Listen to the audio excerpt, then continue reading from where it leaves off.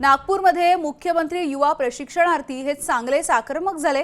यशवंत स्टेडियमच्या बाहेर जाण्यासाठी आंदोलकांनी पोलिसांसोबत बाचाबाची देखील केली आहे। विधान भवनाकडे जात असताना आंदोलकांना पोलिसांनी रोखलं।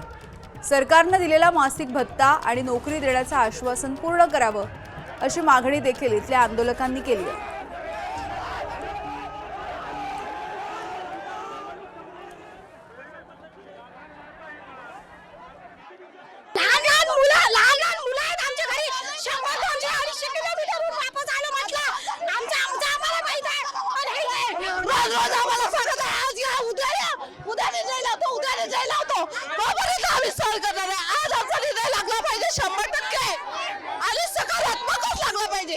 नागपुरातून जाणार नाही।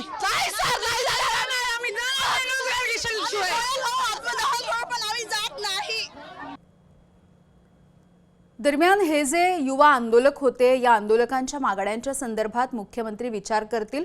आंदोलनकर्त्यांनी लोकशाही मार्गाने आपले प्रश्न मांडावेत असं आवाहन आता सुधीर मुनगंटीवार यांनी केलं आहे।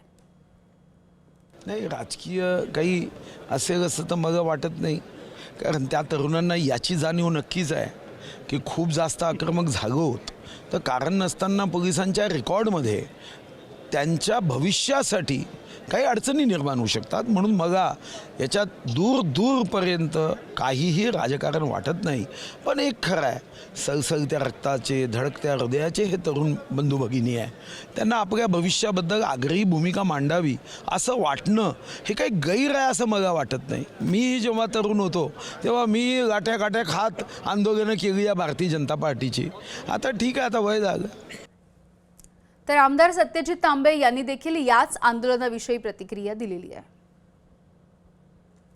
सत्यजित तांबेत आपण त्यांच्याशी बातचीत करूया। याच्यात सगळ्यात महत्त्वाचं जर काही झालं असेल तर ही योजना जी आली ती खरं तर खूप घाईघाईने सरकारने आणली असं माझं व्यक्तिशः ठाम मत आहे। आणि घाईघाईने ती योजना आणल्यामुळे नेमके त्याचे परिणाम काय आहेत, ती नोकरी नाही आहे तर तो एक अनुभव आहे, ती इंटर्नशिप आहे, ते ट्रेनिंग आहे, अशा पद्धतीने त्याला तुम्ही मांडणी केलीच नाही। आणि म्हणून युवकांमध्ये एक गैरसमज असा निर्माण झाला आहे की ही नोकरी आहे। बरं, ते जे ॲग्रीमेंट त्यांना जे दिलं नियुक्तीपत्र, त्याच्यात एक क्लॉज असा आहे ज्याची आज खरं म्हणजे तर शासन म्हणून गरज नव्हती, कारण जर तुम्ही इंटर्नशिप म्हणून जर देत असाल, अनुभव म्हणून देत असाल तर तुम्ही ते टाकण्याची आवश्यकता नव्हती। पण ते टाकलं आहे की गरज असल्यास हेच कार्यालय तुम्हाला कायमस्वरूपी नोकरीत घेईल। आणि आता त्या मुद्द्यावर ह्या मुलांना आणि मुलींना असं वाटायला लागलं आहे की हे आपल्यासाठी हक्काचं नोकरी आहे। 6 महिने तुम्ही स्टायपेंड दिला त्यांना, नंतर परत मुदतवाढही दिली, आता वास्तविक इंटर्नशिप वय तर तुम्ही स्पष्ट भूमिका ठेवायला पाहिजे होती की ही इंटर्नशिप आहे, याच्यात मुदतवाढ मिळू शकत नाही। कॅमेरामॅन अरविंद वारगेसह अभिषेक मुठाळ, ABP माझा, नागपूर। बोगस शिक्षक घोटाळ्याच्या नंतर शालार्थ आयडी प्रकरणामुळे 10 महिन्यांपासून अनेक शिक्षकांचं वेतन बंद झालेलं आहे आणि याचमुळे नागपूरमध्ये 8 डिसेंबरपासून शिक्षकांचं अन्नत्याग आंदोलन देखील सुरू आहे।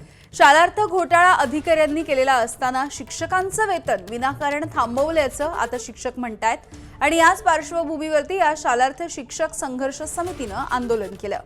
यावेळेला 2 आंदोलक महिला बेशुद्ध पडल्या, त्यामुळे खळबळ देखील उडाली आहे।